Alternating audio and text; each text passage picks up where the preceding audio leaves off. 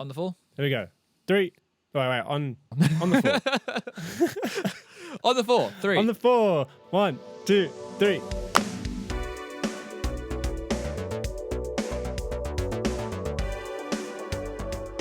Cool. So we're into episode 3 now of Almost Grown Up. Hello. Welcome, listeners. Welcome back, guys. Thanks for sticking with us. Had a overwhelmingly positive response from those of you who have listened to the first episode. Thanks for that.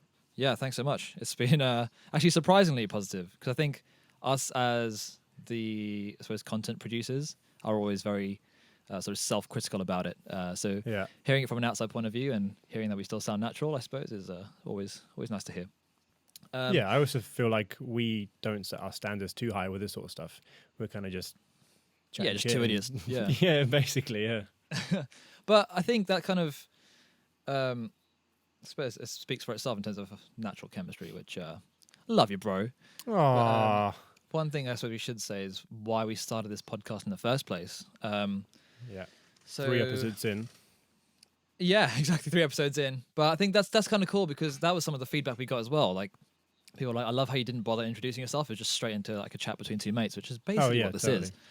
So yeah, I suppose it started off with a conversation in one of our many car journeys together somewhere, doing something. And I think it was talking about, obviously we mentioned before, you've got a little sister. The gap is 15 years, I think. I think you were 15 when she was born.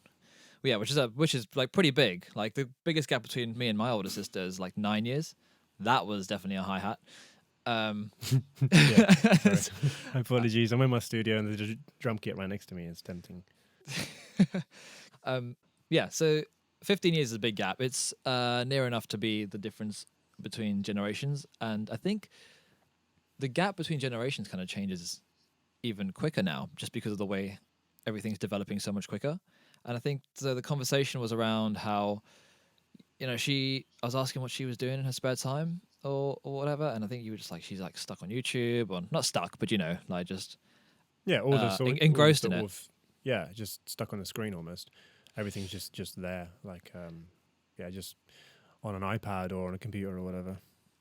Yeah, so it's sort of like everything's really easy accessible, and then we kind of got onto the topic of how there's our generations who's almost sort of caught in the middle. And I think that was one of the working titles for this podcast to begin with, where we called, Meet in the Middle, where our parents, the generation before, sort of were already established adults when the internet kind of came about and everything kind of became much more easily connected. Whereas we were a generation where we were still growing up and then it came out and we sort of got to grips with it very early on, so we had to make that adaptation. And then there's your sister's generation who are born into it and everything's already established, internet connection's fast, there's so much more ways to contact people, meet new people, like strangers online, so there's like another stranger danger times 10.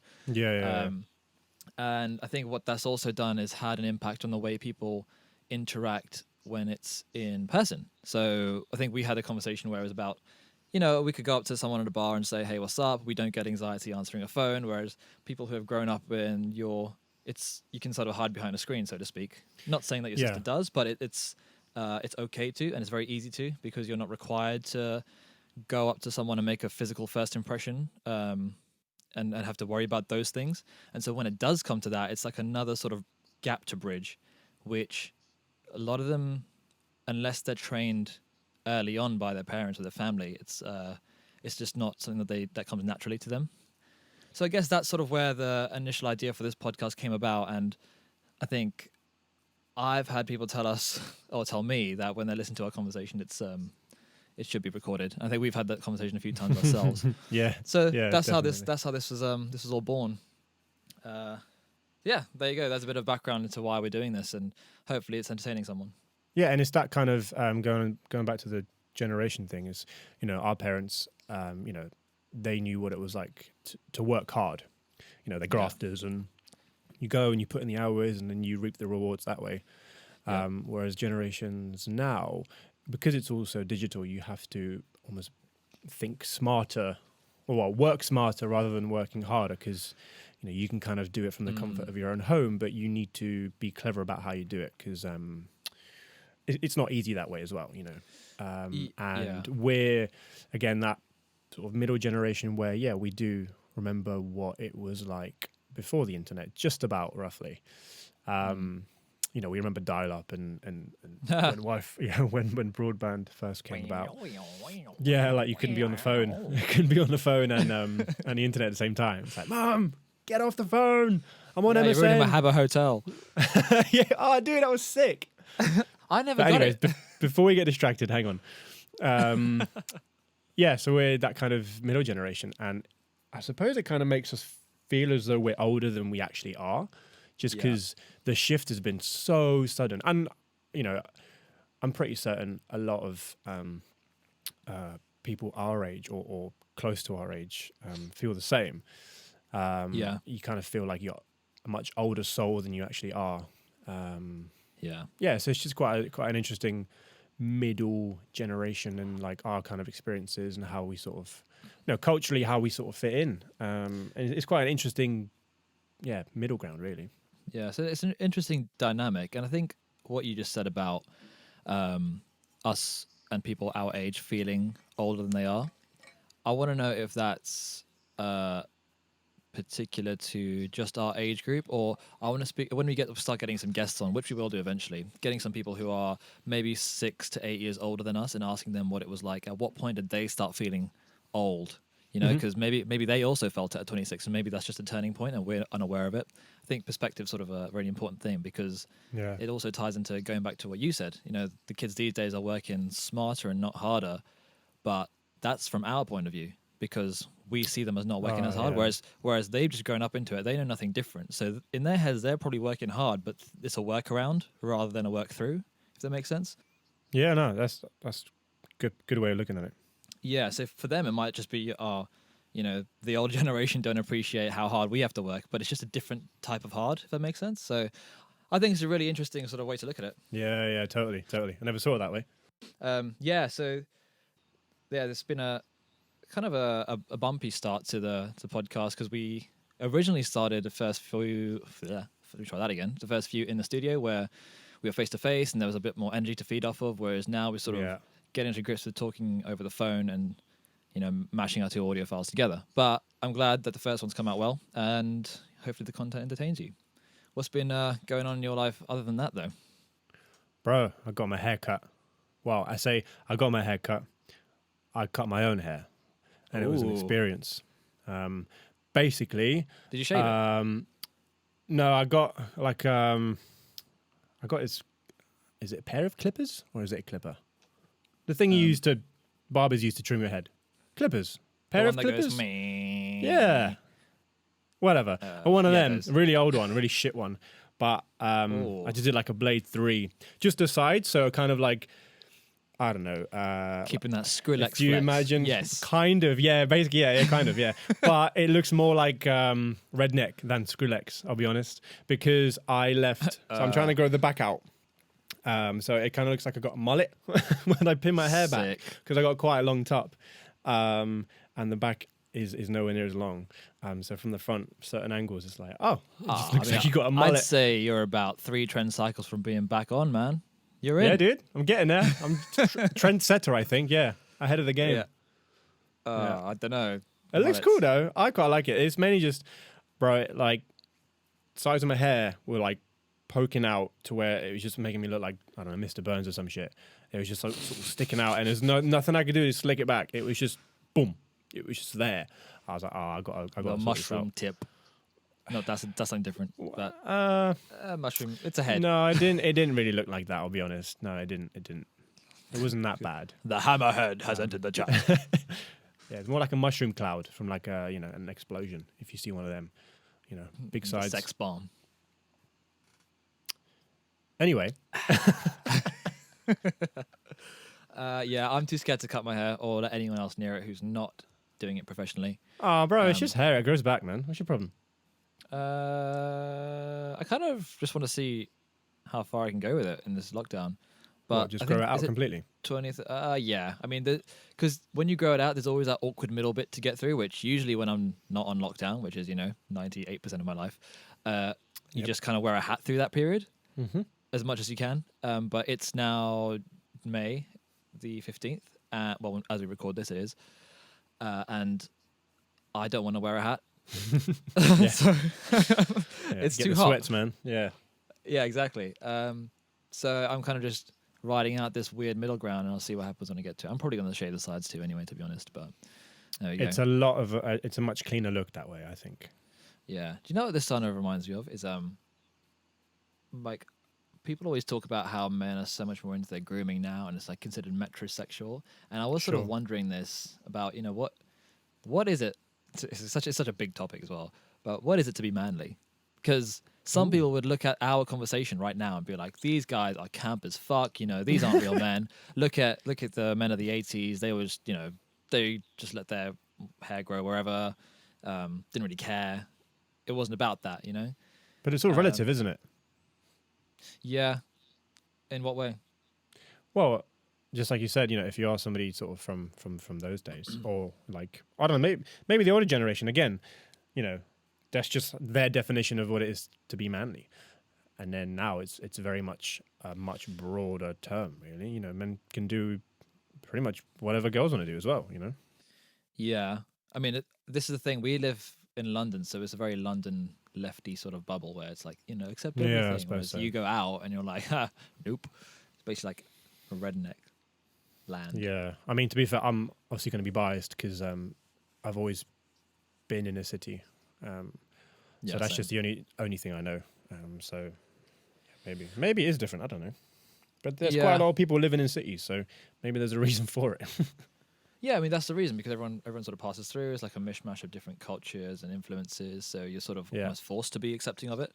And even if you're not, you got to keep your mouth shut because it's not a topic we'll come on to later. But everyone's going to get offended or whatnot. But it's just I thought it was just interesting to see what what is it to be manly or what is it to be a man, because you're often told what not to do. Like if you're too old school man, then you're a chauvinistic pig. If you're not manly enough, then you're a little camper, you're a bit soft. So we're always told what not to do, but not what to do. I suppose it also kind of like going on to like the really little things. The thing that I've noticed is even things like using like a moisturizer for your face. I knew you were going to say that. Things like that. No, but hang on. So my dad was always again because I mean he's early 40s. Yeah, he's 44.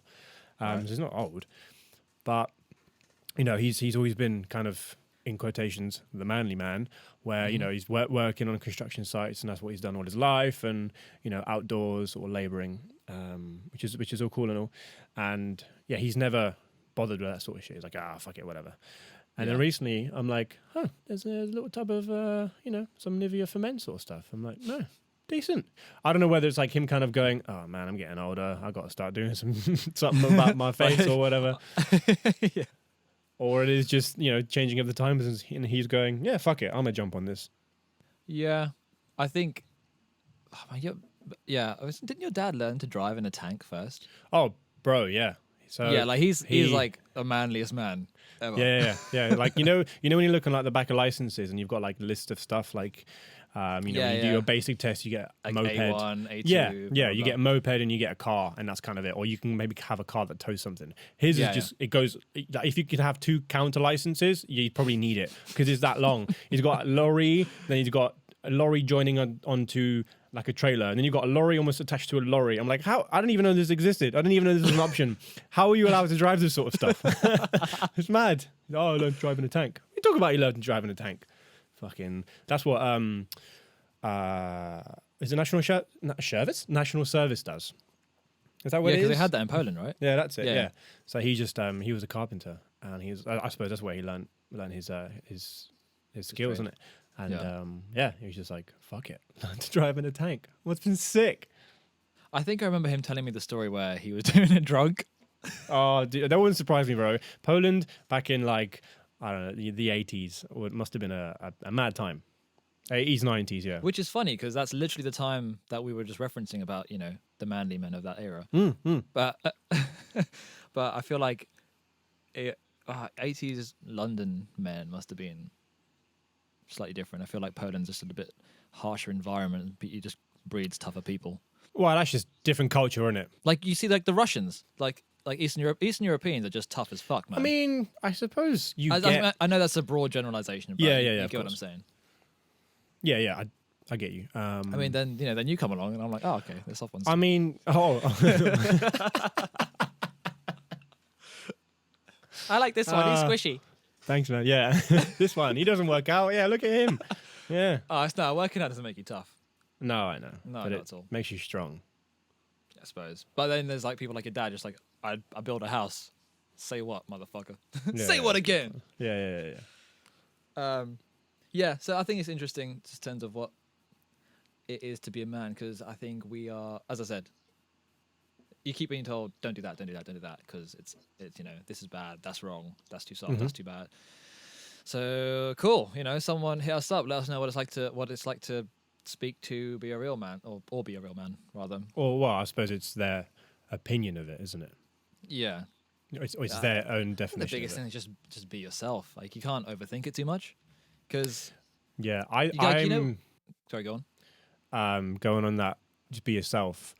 I always tell myself that, but I always do find, not always, I sometimes find myself in situations where I'm like, that's not what I would have done. Why am I acting weird, or I'm kind of pretending to fit into like a certain crowd? And I'm pretty certain everyone kind of has their fair share of doing yeah, that. 100%. But it's just annoying because then you walk away from the situation going, oh, that's so annoying. Like, but in the time when you're thinking real time, on the spot, it's just it's really hard to just get out of that, Yeah, that's interesting you mentioned that, because I've never actually actively thought back to it and gone, oh, why did I do that? Because I think the way I approach stuff is I just need to get my point across, and if I need to sort of chameleon in that social circle to get my point across, I will do, because sometimes you have to speak a certain way. Or like, for example, when I went to uni, they told me, when you're around people from London, you speak more like a Londoner, whereas when you're not, you speak a lot more sort of well-spoken and posh. Whereas, Yeah. Do you the know roadman what? comes out. Yeah, I'm very much like that with different friend groups. Yeah, it's normal, right? Yeah, totally. And it's like the change can be quite Drastic. mad sometimes. Yeah, but it's quite funny. It's not like I change, like my views change or my morals change. It's just the way I sort of converse. It's like, what? That's not how I normally speak. What's going on? Yeah. And it's also funny because like a lot of the times when like we've been mates for like 11, 12 years, there's certain things that we'll reference that we know only each other gets, whereas someone from the outside will be like, why have you just got into an Irish accent for that? I don't get it. Yeah, But, like, we're do you know what I mean? just weird as fuck though. Like, But yeah, it's interesting. Like there's a lot of comedian effect or comedian behavior that occurs when you're in social circles. I think there's like a whole, like I love that kind of psychology stuff on YouTube as well. yeah, I'm also the kind of person that overthinks things like all the time. It can. Oh man, I felt that sometimes came hate up it. in our last podcast as well. Probably, but I mean, like Thinking about it too much, man. it comes down to even like I don't know. I want to buy a new bag. Right, I got to look into the best bag. What does this one do? What does that one do? Oh, that could be good. Oh, that one's cheaper. What about this? And then before you know it, 2 hours go by, and I've still not bought a fucking bag. It's like, bro, it's a bag. What you on about? Just If you buy put the us side fucking by thing. side, I would have literally bought 4 bags by that point. The difference in personalities. Yeah. Well, I suppose you can just buy all of them and then just return. I got a 3 out Tommy of Hill 4. figure. I got a fucking what's the Nah, shit not one? that kind of bag. Nah, not those kind of bags. What are you saying? That's camp? Is that No, the I'm man just in it for saying you? that's not what I'd want to spend my money on. Is what I'm saying. Yeah, it's true. Functional. I just want that practicality out of it. I want all the pockets. I want, I don't know, Bluetooth. Give me everything, bruv, for like £10. Everything. Yeah, I'm gonna get search far fucked. and wide for these deals. Yeah. Yeah, guarantees made in China. Last like 2 So? seconds. Bluetooth doesn't work. I was yeah. Let's keep this PG. Yeah. I can't remember the last. Oh, do you know I've been having full I don't know, retail therapy, I suppose is what you could call it. I've made like 4 or 5 different Retard therapy. retail. Oh, bro, I legit thought you said retard therapy. I was like, hang I'm on, just gonna get you can't some- say that. Yeah, do you know what's really funny? Like, again, this is the softening of our nation. You can't say retard, but the process of retardation is to slow down. So to be suppose it's how slow. you use it. But then I've also met people like, for example, I've got a couple of friends from Australia, and those chick cunts don't give a fuck about anything. They're just like, I'll say it, and it's Yeah, like yeah, yeah. they'll comment on like their own siblings, like pictures or something, or like their mates' pictures, and it's like, how, do you ever see those groups on university pages on Facebook, and it's like spotted so and Oh so yeah, in the yeah. library, and so like so I saw like my mate, I think his brother in Australia was like spotted a retard in London, and I was like, okay, I guess that's cool to say now, but it's not, No, it's but not. for them it is. It's so crazy how, I don't know. I don't want to say they are regressed because it's not like they're backwards, but they're just not as soft as us. I feel like we're so progressive we forgot how to be human. But I mean, that also just goes to show how, as time goes on, obviously things get less and less appropriate. You know, even little things like that. I was having this conversation with my sisters because I think we were talking about how I actually did buy something that was Tommy Hilfiger, and it came Oh yeah, in the dropping them post. sponsorships. Yeah. Yeah, well, Jesus Christ. Well, funnily, I don't think he will sponsor me because I was told, well, he's like apparently like massively racist or something like that. And then they said like, yeah, most of the big designers are like Karl Lagerfeld. I think it was Gucci or someone who, or maybe it was Dolce and Gabbana, where they had these like doll things or basically blackface.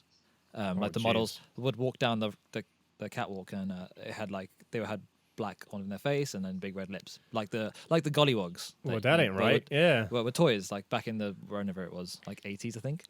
And it's just crazy how that was okay back then, and it's only the 80s. That's only what 40 years ago. Yeah.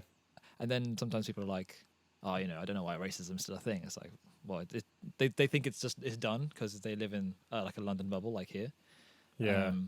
And it's like, it's only 40 years ago. It's not. It's not. But I it's feel not like done. those progressions have been kind of increased like exponentially ever since the internet came about, because everyone can see almost what you're posting. Because everyone sort of lives on social media now. Yeah. It's just very open. People can just know sort of what you're up to really, and what you're posting and shit. And I guess the whole PC thing comes into play, where you might even have something that happens on TV and everyone calls them out for it. It's such a little things can become a big movement where everyone jumps behind, and then you go, oh shit, yeah, I'm sorry for saying that. Where Yeah. if you sort of said it on a street and only 20 people heard, it might not be that big of a deal, but because it's online, it just gets heightened, and you then really get all those different viewpoints from one extreme to the other, and everything in between. It just gets kind of heightened. Yeah. Do you see what I think mean? at the same, Did that make any I know. sense? I get you. I think everyone's on social media can see what you're doing, but at the same time, they can also hide. Like, so we get the whole keyboard warrior things, and then no one holds you accountable. So, like they know they're not held accountable, so no one will turn up to your doorstep and be like, "You said this comment or posted this comment about me. Say it to my face now." Yeah, yeah, Not yeah. not saying that you have to be confrontational and threatening like that, but some people need that kick up the arse because it comes back to that generational thing where we would never dream of. Like, I get there's trolling, but there's also like a line, whereas we would never do that. Whereas someone who's grown up with the internet, they're like, "Oh yeah, I'm safe the whole time." It's like, yeah, you're not. For example, Conor McGregor, his MMA coach, his what's his name, John Kavanagh. He posted on Twitter this is maybe like a month or two ago, where some kid had been like quote unquote trolling him, but being really quite vulgar in what he was saying, like sending him tweets about how he's going to kill his family and his dogs, and like stuff that Wait, stops. this is the coach saying this. No. This is some kid Oh, trolling the troll. the coach. Oh, Yeah. okay, I got you. And so, and also about this coach's his girlfriend. I can't remember her name, but Uh-huh. so he's just basically attacking for no reason. Like this guy's like the most peaceful, like loveliest man ever. I don't know him personally, but from what I've seen and heard of him, great guy. And this kid's like just saying this kind of stuff that it's not funny, even if like say if I say it to you, you'd be like that's not even funny. Like you don't joke about that kind of stuff. But he did that, and then the coach was like, So I think other people kind of jumped on this tweet, and they were like, what the fuck, like, why are you saying that? And then I think the coach jumped on and saying like, I've literally trained killers for a living, so we figured out where you live, and like they figured out the town or something, because he wasn't even that far. It's still an island somewhere, I think. Oh, jeez. And the kid just literally just disappeared off Twitter, like never to be seen again. And it's like Wow. that kind of thing. A bit of a reality check. Yeah, exactly. You don't want. Well, I don't want anyone coming to my door that I don't really know. Yeah, unwarranted. Exactly. Yeah, especially when we're trying to, they're coming with the objective of holding Intent me accountable for some. Yeah, I would, if I'd said that, I would quite rightly deserve it too. Especially not some fucking trained killers. They train to hurt people for a living. So yeah, I think that kind of reality check is just kind of required, but at the same time, how do you police that? It's just too much to try and make sure everyone is taught the same sort of morality. I don't even know if it's morality. I think it's just respect. Yeah. Well, again, it's just that's what the internet does. It creates this weird blurred line between kind of what you can and you can't say. I think, anyways. Sorry. Obviously, there is good song. There are obviously certain things that you can't say anywhere. But it's just that weird sort of blurred line. Was in Poland, I suppose you were only there till you were what, 4, 6? Yeah, I mean, I went back quite often, up until I was maybe like 10 or 11, like all school holidays and stuff. But I don't really know that much about the current culture or like the movements that have changed. Yeah, because I mean, I suppose there, like Eastern Europe is, I suppose, as again a broad generalization, known to be quite homophobic. Or racist sometimes. You still get parts of that there, definitely. Yeah, so I was going to ask, do you feel the stark contrast in terms of things you can and can't say, or that are said over there? I couldn't really say that, to be honest, because I don't really know. Because I've always wanted to go Poland, but I can't read the language, so I was like, I need to go with you. But again, so you got to bear in mind. I mean, I can only sort of speak for Poland. It's quite a big country. It's like 4 or 5 times the size of England. Yeah, UK's tiny. Yeah, it's pretty big. So you do get a lot of differing sort of views in certain parts of the country. Like if you go more to the eastern part, borders Russia, you get these weird like neo-Nazis, and it's like you wouldn't really expect that from a country that got fucked up by those kind of people to then almost sort of become them. I don't know. I don't get it. Maybe it's not that big of a thing now, but quite a few years ago, it still was quite prevalent. So yeah, you definitely want to avoid certain parts of that country. But I suppose that's the same with many countries. You don't go to certain areas because you just have better and worse areas. Yeah. Yeah. But yeah, if you go to like Krakow or Warsaw and that, big cities basically, totally fine. Yeah, it's just a tourist hub. It's great. Yeah, it's so weird. Oh, that reminds me of do you remember that time when I told you I was on Chatroulette with that Serbian girl? Mm-hmm. That sounds really seedy, but it was it was really an innocent thing. Boredom. So yeah, pretty much. I think it was like super late at night. I was like, I can't sleep. So ended up going on that. And let's glaze over the 3 billion dicks I saw before I actually spoke to someone. There was this Serbian girl, and she was kind of like chatting. I was like, again, it says where you're from on it, so I was like, obviously, I'm not here to see tits or whatever. I was just like, killing time, trying to be asleep at some point in my life. Yeah. So we'd like chat for a bit. It's been like an hour, and then she's like, I'm Nazi, by the way, and I'm like, mad. Motherfucker, what? I'm brown, right? Legit. That's literally what I said. And again, this is me as like a 14-year-old kid. So I have never, when I've experienced any sort of, I've not experienced a situation like that before, but I've never been. You never had exposure to it. I've never been angered by it. Well, no, because I've dealt with like kid racism, but they don't really know what they're doing. They're just kind of imitating what their parents do. If they're from like a chavvy sort of family or whatever, who's a bit ignorant or whatever.